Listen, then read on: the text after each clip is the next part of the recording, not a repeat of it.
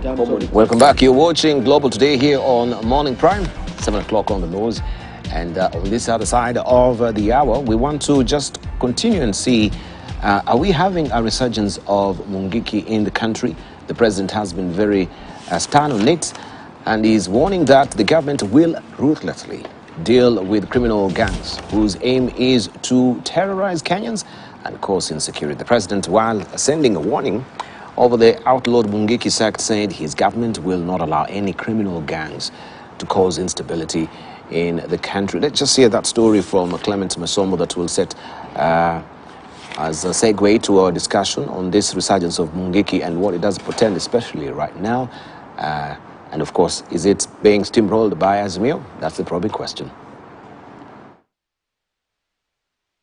President William Ruto and his deputy Rigathi Gachagua have warned against the resurgence of the outlawed mungiki. The leaders said they will not allow the operation and the existence of the outlawed criminal gangs, and accused the Azimio la Umoja One Kenya leader Raila Odinga of associating with the former leader of mungiki Maina Njenga. I want to say, na nataka niseme, wale viongozi wetu wa upinzani wanajaribu kutueleza ya kwamba wanataka ati warudishe mungiki, ati wakuje waanze mambo ya bangi. Nimeona hii watu ya Azimio wanatembea na mtu ambaye aliumiza hii watu. Ile kikundi haramu, mliumia hamkuumia? Hiyo maneno hatutaki kusikia, kwa sababu watu walikufa hapa Kirinyaga. The leaders were speaking in Kirinyaga County during the commissioning of Kerugoya Level 5 Hospital. The president said his administration will defend devolution by establishing an advisory council that will incorporate medical practitioners, the Council of Governors, as well as officials from the national government. Itakuwa na madaktari wetu wa uguzi, tutaketi chini pale kama national government, county governments watakuwa na representatives wao, na sisi wote tutajadiliana vile tutafanya kazi ya matibabu na kazi ya afya Kenya kwa njia ambayo wauguzi wetu watafurahia, national government itakuwa imepanga vizuri, na counties zetu pia tusipate matatizo. Over 90% of the Kenyan population currently live within 5 kilometers or so, or 1 hour travel time to a health facility. What we are celebrating here today in Kirinyaga is a demonstration that devolution works. Health financing in devolution is a nightmare. It's the biggest challenge to us. The Abuja Declaration recommends 15% of all your budget minimum to be spent on health. And I want to tell you, Excellency, some counties struggle, some as low as 5%. So when you see a county like this doing hospital like this one, I am sure the governor did some magic. The president promised to work with the county governments by equipping health facilities at the county level and absorb community health promoters. The national government and the county governments will contribute half of the amount needed to remunerate the health promoters. Sidhani kuna county ambayo imetengeneza hospitali kama hii Kenya mzima. Our chair of COG, you're showing the country that devolution works. Devolution works. The opening of Kerugoya Level 5 Hospital, which has a bed capacity of 341, is a game changer in the provision of health services to residents of Kirinyaga County who have been traveling to neighboring counties to seek medical attention. Clement Masombo, KTN News. Thanks indeed, Clement Masombo. And of course, that is a probing worry. Not really a niggling worry, I should say, if at all we have the resurgence of mungiki. So what does it portend for the security of this country and for the president, the deputy president, to come forward and give that particular stern warning? It seems maybe there is so much that is happening under the ground, or underground, as far as mungiki is concerned. So I just wanted to start with you, Professor Kagwanja, and this particular association of Azimio with mungiki. Do you think there is any touch of evidence? And does association with the mungiki or the supposed mungiki leader say that now, or give that perception that you are actually supporting or trying to steamroll the issues of mungiki and the insecurity? I'm sure Hashi is going to be patient with this. I can see him shaking because he wants to defend. A bit antsy. I think we need to be very surgical. We need to be surgical and truthful about this, because it's a very tight rope that the country would be walking. Those who come from where I come, in Muranga, Kirinyaga, Nyeri, and others, would never, ever want to hear the resurgence of criminal mungiki, because it did not only destroy our business and marketplaces, it also made sure that you left home by 4 p.m. Because after 4 p.m. then there's no safety. It was worse than the British state of emergency in the 1950s, those who remember that. And it has shaped our lives and our homes in different ways, because that was a bad time. But you ask a very pointed question. Is Azimio linked to Mungiki? Truth be told, and I'm not saying, this is not hearsay, I would be able to testify this anywhere. Maina Jenga is a long-time friend of Raila Odinga. I don't need a third party to corroborate that. That's the truth. They've been good friends for many years. And I remember when we were struggling for the Constitution, and I'm sure Maina might be watching wherever he is. When we were fighting for the Constitution, Maina was on the side of the Constitution. Why? Because Raila Odinga is his good friend, and so on and so forth. And he did his part in the Constitution. But, and Maina is a politician in this country. Maina Jenga is a politician in this country. And he has following in this country as a politician. He vied, I think, last time as a senator and so on. So it's important. But that history of Mungiki and its role in this country still haunt Maina and his colleague, like my friend Dora Waruinge. They're haunted by this because the image is there. And they have managed to live. Dora Waruinge is a respected church leader in this country. He has his own churches, does his own work as a church leader, brings up his family. These are very decent people in their own way. But Raila Odinga and Maina Jenga are friends. I think what is beginning to bring fear is when Uhuru Kenyatta joins that side and brings the question of whether are we back to 202 when Mungiki was criminalized or turned criminal. I've written two professional articles in Journal of African Affairs. Those who know the Journal of African Affairs, it is the platinum of African studies. It's not gold, it's platinum of African studies. I trace my professional reputation globally, particularly from those two articles, among others. Those two. One was about Mungiki and what it was. And the conclusion of that is that Mungiki was a social movement that emerges in the 1980s. It's a social movement like any other. So at that level, nobody needed to criminalize it at all, because people have a right to form their social movements. By social movement, it means you have certain interests and grievances that you want to address or to be addressed. And Mungiki was about displacement in the Rift Valley, the forceful displacement, kids losing parents in the ethnic crashes, having nowhere to go.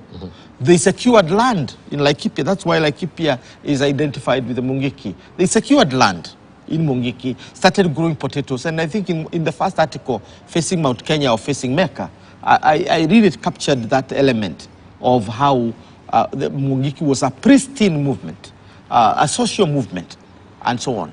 But come 202, and the politics of transition, the Moi, Mungiki became criminalized. And that is the subject of my second article, Power to Uhuru, Mungiki and the 2002 election. The discussion there was that first, internally, Mungiki was reinventing itself ideologically. So rather than being a social movement, it now acquired a heavy dose of ideological orientation. Two, it was caught up in this idea that it is a generational change of guard, and therefore they supported what they were calling Kamwana and so on. And I went deeper into that analysis of what I am calling the criminalization of mungiki, the politicization of mungiki. Those two processes went hand in hand. As it started taxing the public, asking for money from matatus and from houses, if your cow gives birth to twins, you have to pay twice. If you have 7, a friend of mine yesterday was talking to me about his 11 matatus and how he did quit business because they come for 300 shillings every evening. Even when your matatu was in the garage, they will still come for that. So in that regard, then, we are talking about two parallel processes. One is the criminalization of a youth group. Second is the politicization of the same. And the third, which is never mentioned, is the killing of the mungiki. Part of the reason why I wrote those two articles is because I was hired by William Mutunga as a research associate on a pro bono basis at the Kenya Human Rights Commission. Basically to go and follow, as young people, you go to industrial area where they are being confined. Every Kikuyu young man who found himself on the wrong side of the law, not because you have done anything, but the police have stopped you, you are suspect mungiki. So the mungikinization of the Kikuyu youth is what one would never want to see in this country again, that every Kikuyu youth is a mungiki. It is not true. At the same time, you cannot deny that the mungiki was politicized. So the president's concerns are legitimate. Is the friendship between Raila Odinga and Maina Jenga going to be politicized to counter the impact that the president has in Mount Kenya? Because he was voted to a man in that region. Is this going to be a factor? Is it even going to be a factor because Uhuru Kenyatta now is a patron saint of the opposition? Is that going to be a factor? So those are legitimate questions. What would be my concern be as a scholar? My concern is that the government does not use the excuse of the politicization of mungiki by its enemies to criminalize every Kikuyu youth and to begin hunting down our boys and our girls as mungikis. Because there's a distinction between mungiki as a criminal group and the Kikuyu youth as poor people who are trying to make a living. That should be made very, very clear. The resurgence of mungiki by virtue of supporting the opposition should not be a reason for witch hunting of young, innocent people. Thank you. Let's just say from Hashi, and even as you try to chime in on what the Prof is saying, the issue that mungiki is a sect, is it a cult? Because there's oath-taking and there is a sacrificial shedding of blood as well. We've seen this particular rituals happening. And in light of what we are going through as a country, that we have a commission that has been put forward, or a task force that has been put forward by the president to try, that is led by Reverend Mutaba Musimi, to try and interrogate, some of its associations, sects in the country, and cults as well. Where does it really fall? Mungiki, because it's got all the hallmarks. Hashi, let me explain that because it's important for Kenyans to hear. The Kikuyu people, as a people, in their traditional, region, and the vast majority of Kikuyu people are either Muslims or Christians. 90% or 95% are Christians, about 5% or even 10% would be Muslims, because I have grown up with Muslim youth myself who are Kikuyus.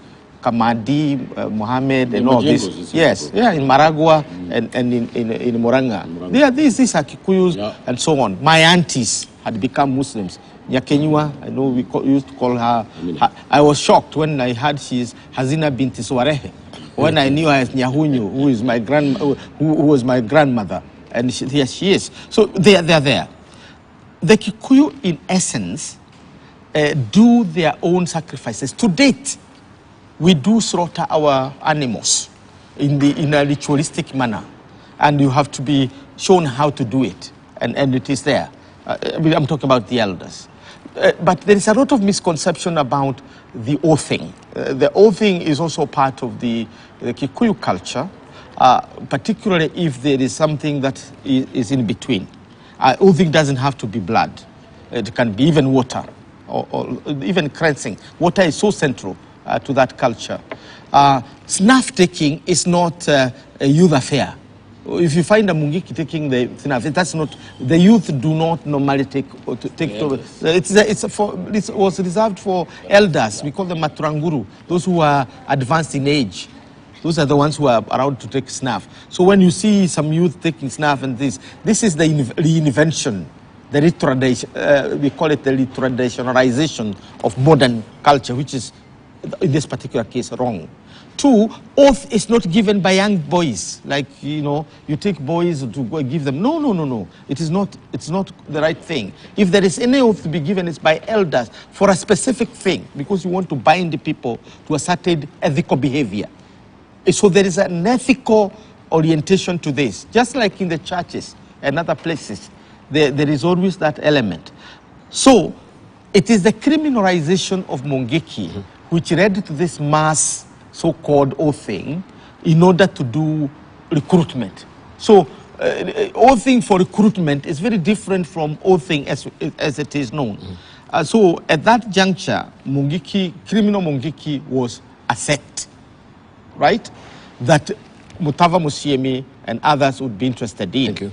But when it comes to mungiki as a social movement that is championing the elimination of poverty, the removal of prostitution and other things, then that's a different thing. So that distinction needs to be made. All right. Every word has consequences, and every silence too. That's the great existentialist Jean-Paul Sartre. The Muranga was killing fields, if I can use a word, when John Mishuki, the late John Mishuki, was the Minister of Internal Security in this country. The provincial administration and the police system in this country closed off Muranga, and hundreds of young men lost their lives. It's on the public record. The late John Mishuki, probably the best minister this country ever had, apart from all this dark side that he had, is the guy who brought fish ponds to the Nairobi River. He gave them 24 hours. And after that, the mungiki threat collapsed because the material, intellectual maxim of the day was off with their heads. There was no due process for those people. It's one of the dark spots in our country. A lot of mothers wept in Mount Kenya, and we wept with them too. But the bleeding hearts can continue to bleed because the mungiki had become so powerful that even the security forces were restless, and they thought that they could have a direct impact on state matters in this country. About the sociological basis of the mungiki and other bag of works that our politicians carry to the public domain. Every political party in this country had an armed wing. Every major political party in this country had an armed wing. Our president and our deputy president were taken to The Hague and charged with crimes against humanity. People forget about this because, Kenya, we have this memory lapse about what has happened. We're just looking on to the next day and the next day because life is quite difficult. In that civil war that happened in 2007, these armed groups that were associated with these political parties and the response of the state created another killing field. And our society, is extremely violent. Because the only mode of production of where jobs, prosperity, and a standard of living that can be found is in the state. It's not in the private sector, it's in the state. So if you're in the state, more times than likely you're going to become wealthy. And that's just a very small percentage 0.001 of the population of Kenya. The rest of us are on a $1 day a dollar. The country is very poor. We're least developed, and we don't have a direction. So, Debal, I think that it is very critical that, and I'd like to. I'm not here to defend any political party. As you know, we're here in our national capacity, and I really feel that it is not right for our politicians in any way to associate themselves with these movements that are extrajudicial movements. The ability of these mafioso groups to reach out and assassinate people actually threatens the existence of our state. But what happens when now we have the leader of Mungiki who wants to run for an elective position, and he comes to your party? Yes. Do you shoo him away? I'm appalled as a citizen of this country. I feel that the Sonkos of this world, the Mainanjengas of this world, all these people who have been associated with violence in this country shouldn't be able to pass any litmus test. Forget about in the national political brew, but even in the political parties. Well, our parliament, you could just take a list of the people who are in our parliament. Well, it's Mainanjenga light. Or the political leadership and the elite in this country, Deval, want yes people whom they can tell what to do. Not people who will say yes out of the conviction of belonging to a national political party that has certain visions and objectives and manifestos. But the dark side, Deval, is a withering height in our body politic. It is a kind of sickness that has come from fighting the despotism of Kenyatta, the despotism of Daniel Toroitich arap Moi, where the very idea of opposition parties to be being alive, they had to create a military wing. They had to create an intelligence wing so that their political leaders would not be captured and killed or put in jail. Because if you oppose the one-party state, what would happen to you? You'd be a dead man. And we have to get out of this culture.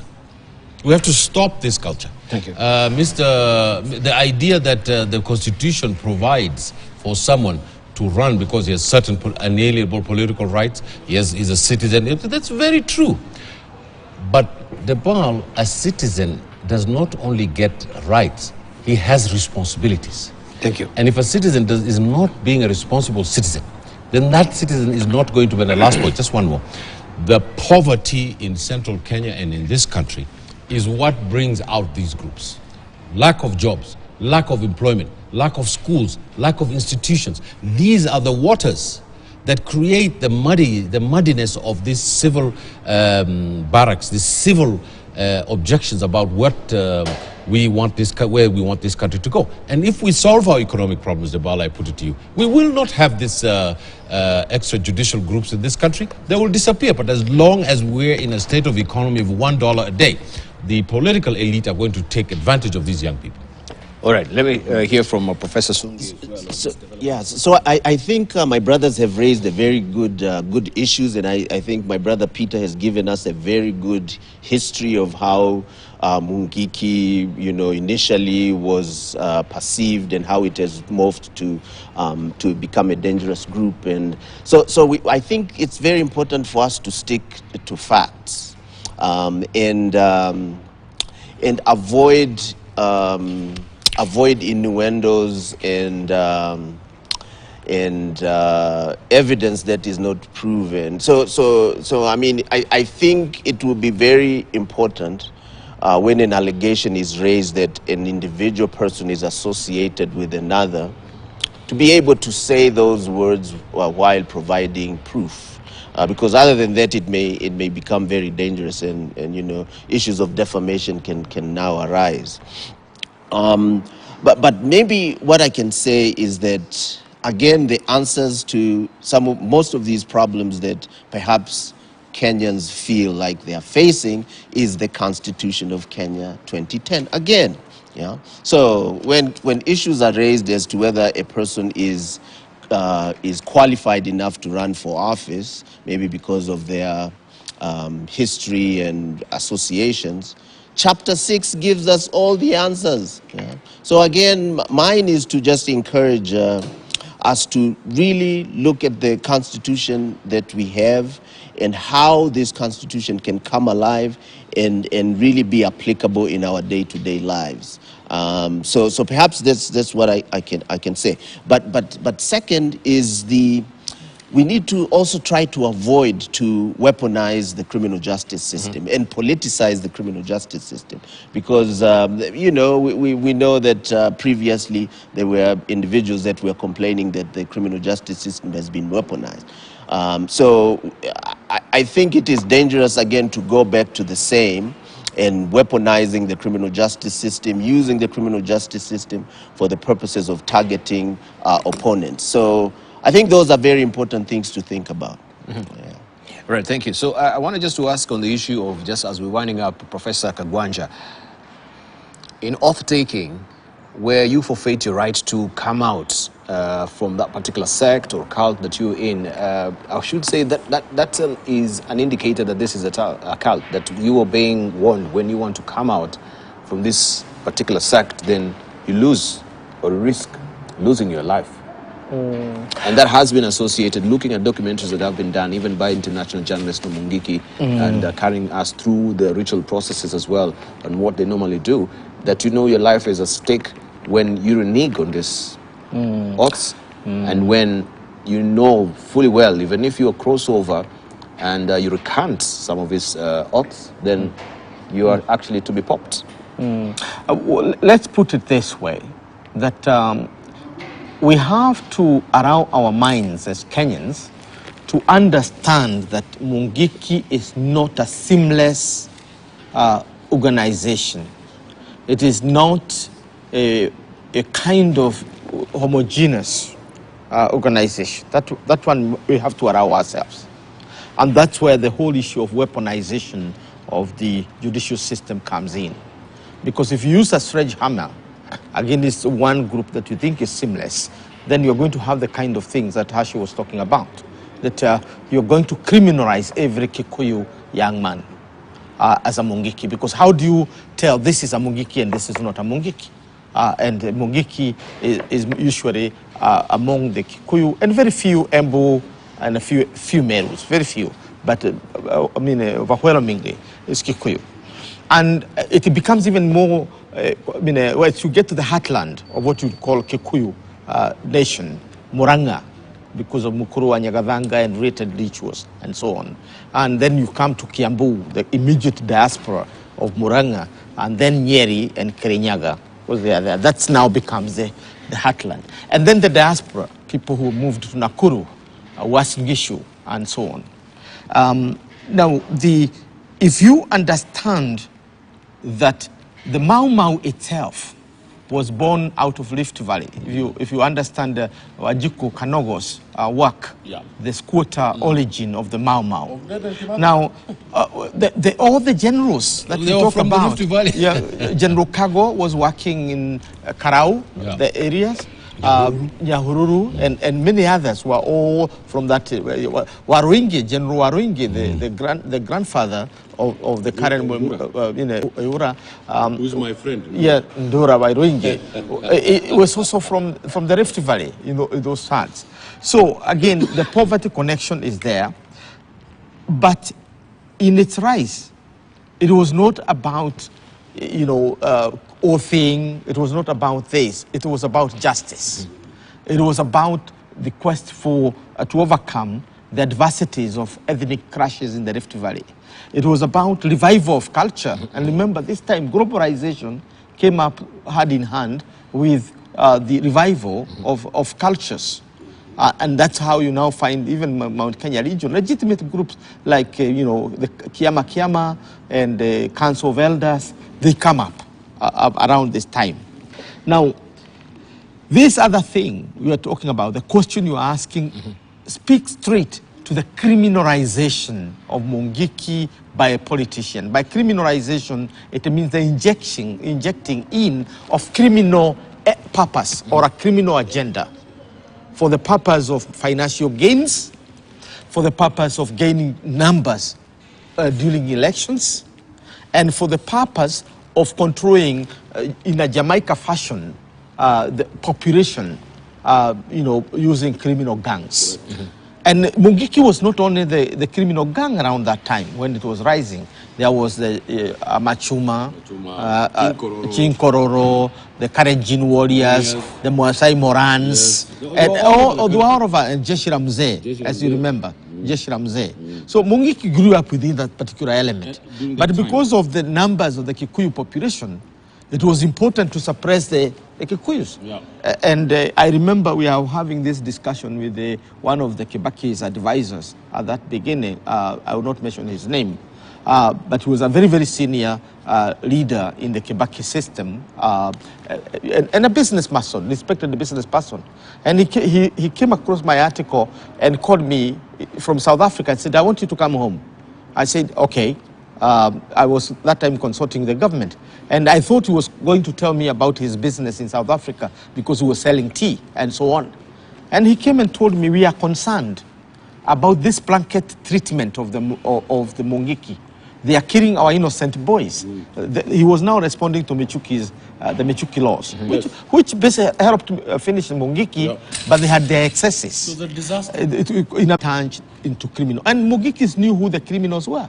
There was Kenda Moyoru around Mbakasi area. Those were criminals. Then you come and they had mixed. You could never tell Washosho, Wanogo, and the Mungiki because they hid behind it. And they were putting Rasta. You remember Rasta? Yes. They were putting Rasta. These were criminals, pure criminals. And the innocent boys who are trying to revive and pursue their culture and to feel worthy or helpful. Now, when somebody now pays for the mobilization of the youth in Babadogo and others for oathing at night, that has nothing to do with Mungiki. It is a politician criminalizing a movement. And I think that's what Ruto is concerned about. Because when you see 5,000 young people moving from one location to another, you know politically they have been mobilized. Why would I not be concerned as Ruto? Why have we not been concerned with the Dura Warungi? Dura Warungi has been having a revival movement. He's a transformed man. He has been having. He's gone to the church. Yes, has gone to the church and he's doing great work.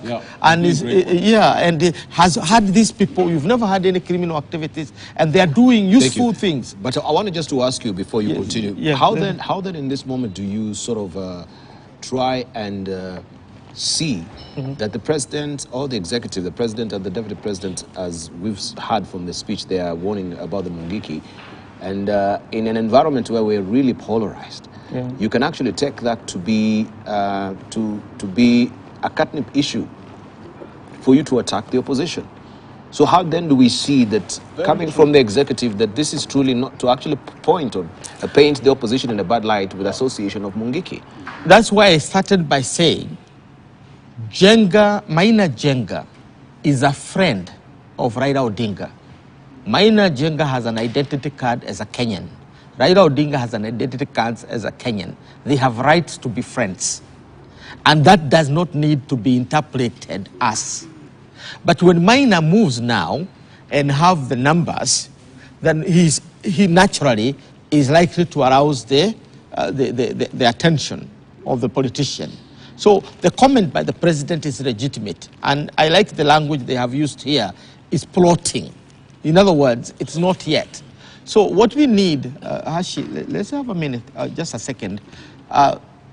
What is happening here is that we are warning against, one, the revival of the Mungiki criminal side of the Mungiki, which is likely to be politicized by politicians and used in a very instrumental way for its political gains. The ruler, of course, will be Ruto, because he's the one who is now quote unquote. That's the issue. Yeah, he's a ruler. He's a potential ruler because he's a kingpin of Mount Kenya politics. He's the kingpin of Mount Kenya politics, and ethnically he does not come from there. The second fear, but there is a kingpin according to your own assessment. No. No.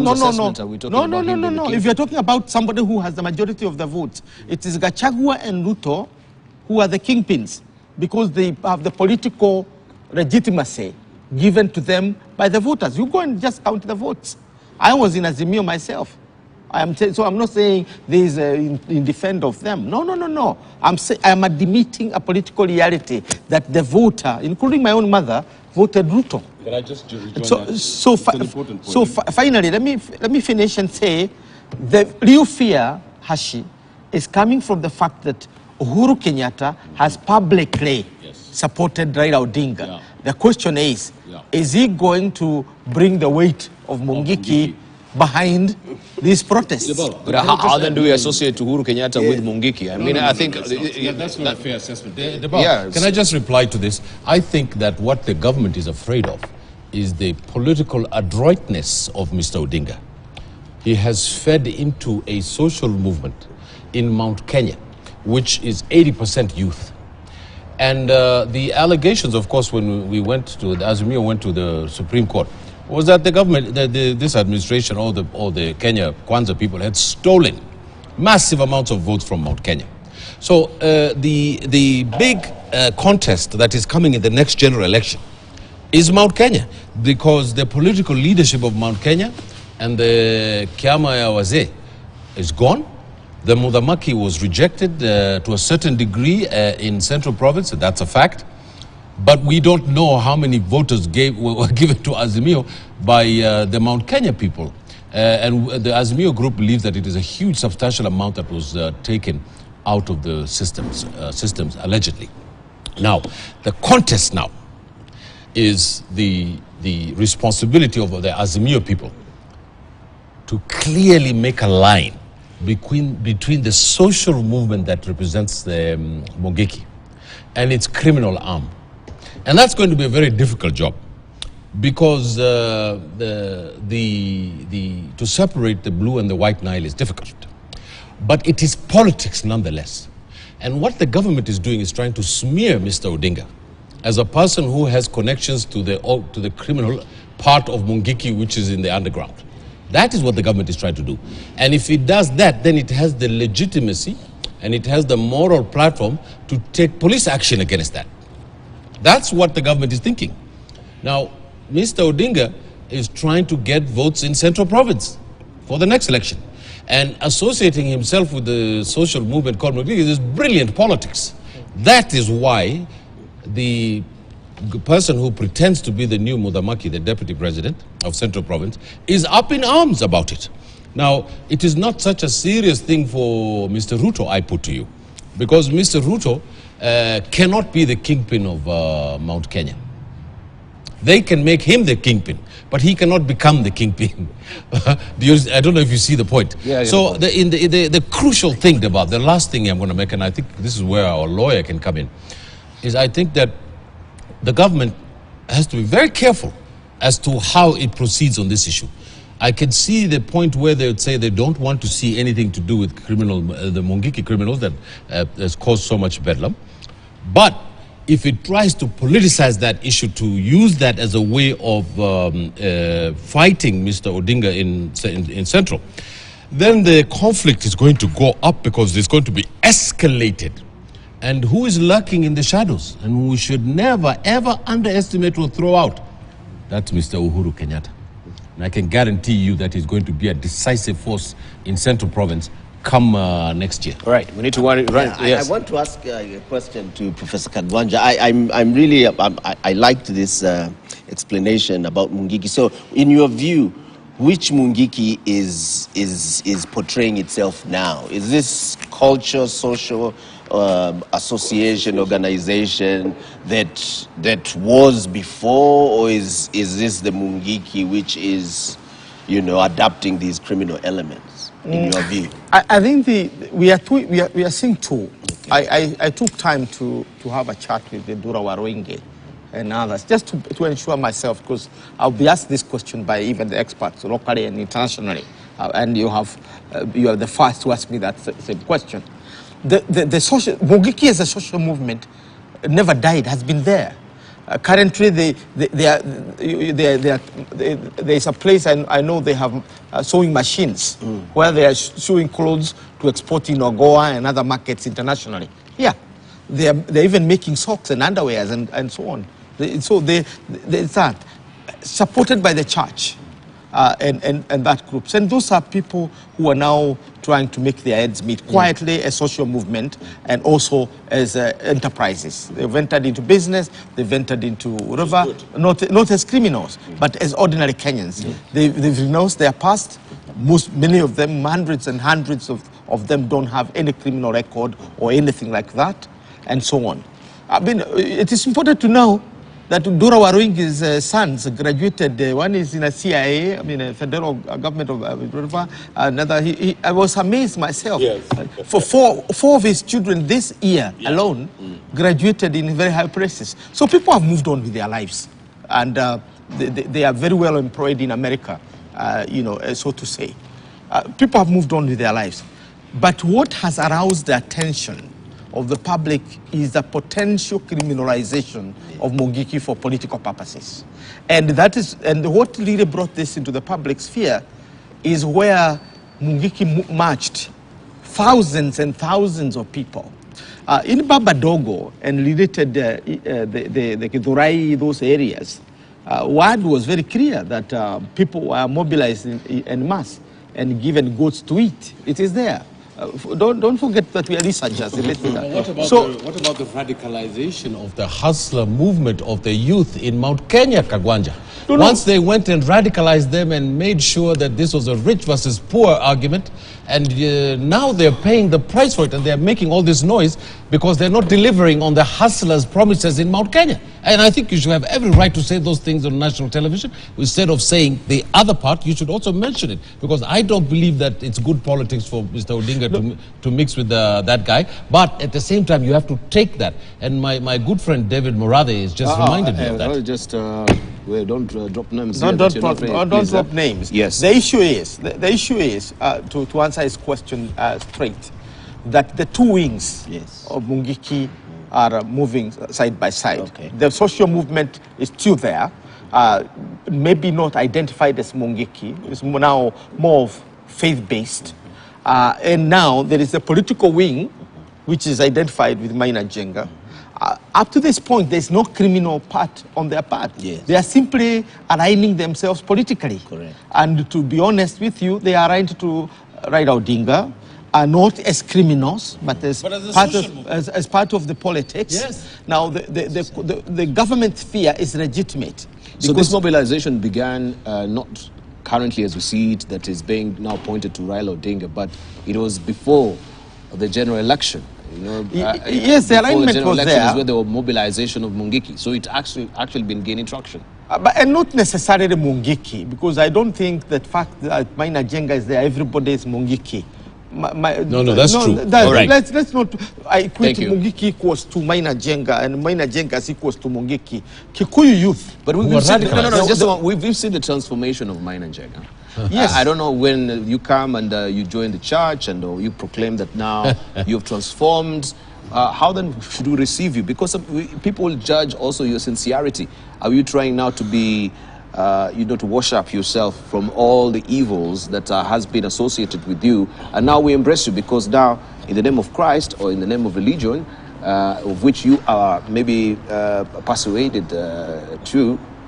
That's the central message of Christianity. This might transformation. No, this There's might be right to do that. Deval, can I just intervene? That's what I'm saying. Yeah. Christianity's central message is about transformation. That's what I'm saying. We cannot say that the Mungiki cannot be transformed into Christians or to Muslims or to any other faith. No, we're not talking about generality of Mungiki itself. I'm talking a person who is now Maina Jenga himself. He's been. But let me put it this way. Maina Jenga is a politician in this republic. Or however you want to see it, he may not have secured the seats that he wanted to associate with any party. He has always he has the right to do his politics. Yes. And I do remember he's a very, very controversial figure even within Kikuyu politics. I was one of the conveners of Rimuru 1. Right? I actually was one of the main conveners because it was for the purpose. Now, Rimuru 1 was about bringing all the Kikuyus and Merus and Embus and Beres and everyone under one tent to make a decision on the new constitution. And a senior politician said he's not going to attend that meeting because Maina Jenga is there. I said, so be it. Because Maina Jenga is part of the Kikuyu community. A force in central you may like him, you may not like him, but he is part of this community. We need to wind it make up. one last point because it's taken a lot. Can I just make one point? Well, for the Kenyan people, it is our failure because we have this discourse about ethnic groups, and it's not a failure for us as a republic because we don't have the national project. You can see that our discourse is really bad because we're talking about ethnic groups and political power. But that is the reality of this country today until we get a leader who can transform our country into a national project. The second thing about the thing is the general election that is coming is being played out today. The Kikuyu vote in Mount Kenya is being wooed by all the groups that want it. And Mr. Ruto and Mr. Gachagua are trembling in their shoes because the hustler message is collapsing in Mount Kenya. And so they have to find a way to start attacking Mr. Odinga because he's already making massive inroads into Mount Kenya politics. So, I said that this government is going to be a one-term government, and the people who are going to overthrow it are actually in Mount Kenya. So massive inroad, according to your own assessment. No, to my own political assessment. How massive? To my own political assessment. Any factual... but I'm giving you the facts. That's exactly what it is. According to you, that's your the fact. analysis of it. All right. No, the problem. You've said your piece. The problem. I think we've done an overkill on it. I'm not going to that. I'm simply saying that at this juncture, both the opposition and the government are going for the soul of the Kikuyu nation. Exactly. And more specifically, the soul of the Kikuyu youth. Yes. My question is, as we do that, let us not radicalize any of those sections. We should. All right. Let's mobilize them as voters, not as criminals. Kenya Kwanza is the ones that did the radicalization in Mount Kenya. That's a fact. No, not yet. Oh, come on. Radicalization in what sense? During the election, when they said this is about the dynasties and the poor, and they created a class distinction over there. I have never seen my mother, who is 94 now, so radicalized because she refused even to enter my car so that I take her to go and vote because she believed that I am going to derail her from where she wants exactly. to vote. That's radicalization. No, it's not radicalization. It's your choice. All right, we need to wind it up on that. Let's move on now. We see what is happening around us. Yeah, we see what is happening around us. And Kenya has been picked to spearhead the dialogue between warring factions in Sudan and take the conflict in the country towards democratic political dispensation at the intergovernmental authority on development, that is IGAD summit in Djibouti. Now this means that Nairobi will begin hosting delegations of politicians, civil society, community organizations and opinion leaders to deliberate on returning Sudan to the democratic process. Now during consultations with members of the IGAD High Delegation on the ongoing political situation in Sudan, they agreed that Kenya should commence a two-conflict resolution process in the interim to resolve the current crisis and bring the voice and aspirations of the people of Sudan for a democratic transition in line with a political framework agreements. Africa has been arbitrarily and prejudicially profiled as risky for investment on entirely spurious grounds. As a result, the volumes and financing available for African development are traditionally minute, and the cost of these finances is notoriously extortionate. It is difficult to avoid concluding that in terms of development financing architecture, the global system is rigged against African progress. It is our role, members, it is our role to persistently bring to the attention of the world the importance of abandoning a fundamentally unjust global financial system and the prejudicial biases and attitudes that underpin it, not solely for Africa's sake, but to avert the collective peril of humanity.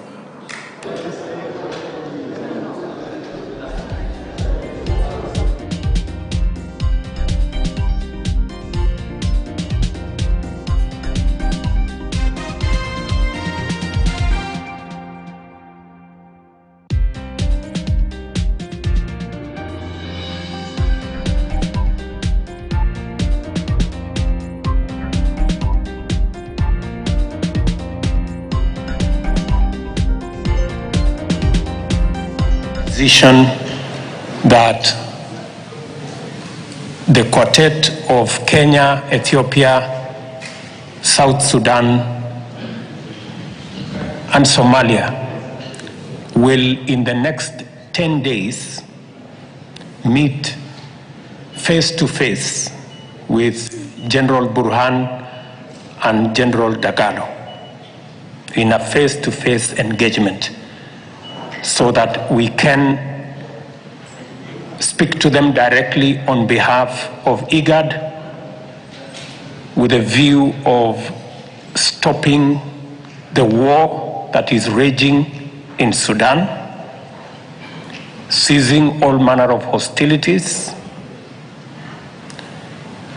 ensuring that we have a commitment from them to stop the war that is going on in Sudan. Right, that's the president there speaking quite movingly on the issue of the South Sudan. Not really Sudan, not really South Sudan, but of course the worrying factions that is going on there while he was in Djibouti. So let's chime in on this, Ahmed Hashi. So far, him being given this particular pivotal role as a stabilizing figure around the whole of Africa region, and especially Sudan with its warring faction. This was during his visit in Djibouti. What does it really portend? Deval, I said exactly on this program that there needs to be face-to-face direct talks with the two generals in Sudan. And I specifically mentioned the quartet that has been named here by the IGAD. And I believe that the person that they're missing, they replaced one Arab nation, in an Arab-speaking country in the north with Somalia. Somalia has cultural ties with Sudan. And I think that now the next 10 days will be a military issue on where to land in Khartoum and places where these presidents can go. And of course, it's a military operation. And I think that IGAD has now taken up the mantle of doing action. Because, you know, IGAD was just sleeping there somewhere in Djibouti, in the sunny side of Djibouti, on the sunny side of the street. No pun intended. The reason that we in East Africa have come to realize is that unless we take the mantle of leadership in reconciling civil conflict in our region, other people are going to take it. There is absolutely no reason for there to be talks in Jeddah or Riyadh in Saudi Arabia over African people's problems. It is outrageous because we don't bring the Yemeni-Saudi problem to Nairobi for discussions. This is not right. And Dabal, I put it to you that, that the leadership of this region has to be extremely sensitive to this issue, and that we need to claim the mantle of the Afrocentrism of the Sudan, of the particular African personality of the Sudan. It is the first republic to be free in this continent, not Ghana, as people think. It is Sudan that was 1958, 1956 or 58, I forget the date, that became independent. It has helped a lot of us in the region with scholarship, schools, training in many, many ways. Today, when Sudan needs us the most, we have waited nearly 2 months while Khartoum is being, probably the oldest city in Africa, has been turned into rubble by these two fellows. So I want to say how proud I am today as a Kenyan, and how proud I am of President Ruto for pushing this agenda of landing in Khartoum, in which the panelists here, including myself, Dabal, urgently spoke about, said that if we don't catch this thing in the first few weeks, that it could metastasize into something else. Dabal, you know, if you look at Somalia, there was civil conflict, and everybody said, let them shoot each other. Guess who came to town? Some guy called Al-Shabaab. And everybody now is sending their boys, and they're dying in Somalia, including our country. We don't want the flag of the Al-Shabaab to be raised in Khartoum, because the international terrorist organizations are now looking at Khartoum as their next best joint, where they could go and set up shop. So this organization, Dabal, called IGAD, has to be given teeth. It has a military group here that which needs to be deployed. It's right here. All the countries here in the region, they have the special force that's here. that special force has to be mobilized to go and help the president, give them security so they can talk to these two men. And I think that we should also not shy away from getting international help. You know, at this moment, we should also get international help from the Americans or from the Europeans, because we are members of the international community as well. I put it to you, Debal, this is the first move I've seen that IGAD has moved to the right direction, and we support it, and we say that they need to reduce the 10 days to 5 days, not to 10 days. All right, on that particular note, I think we should take a short break. It's almost 2 minutes to a station break right now, that is 8 o'clock. When we circle back, we shall delve deeper on IGAD and with this latest development as it is, and the role of IGAD, so that we might be feeling more weight from this particular organization as far as stabilizing and overseeing some of the security issues in the whole of Africa and even the entire Africa as well. We'll take a short break. Don't go away. You're watching Global Today here on Morning Prime.